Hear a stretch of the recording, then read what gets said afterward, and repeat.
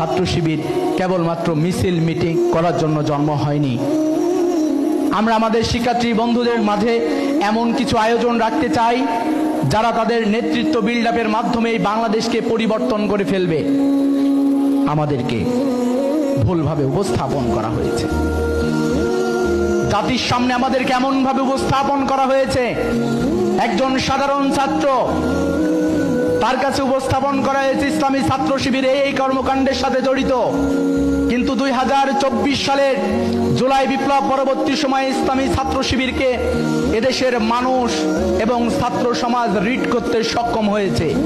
ইসলামী ছাত্র শিবির টেন্ডারবাজি করে না, ইসলামী ছাত্র শিবির চাঁদাবাজি করে না, বরং ইসলামী ছাত্র শিবির তারা তাদের সকল মেধার স্বাক্ষর রেখে এমন কিছু বুকলেট, এমন কিছু বই, এমন কিছু প্রকাশনায় জাতিকে উপহার দিয়েছে যা অন্য কোনো ছাত্র সংগঠন দিতে সক্ষম হয়নি।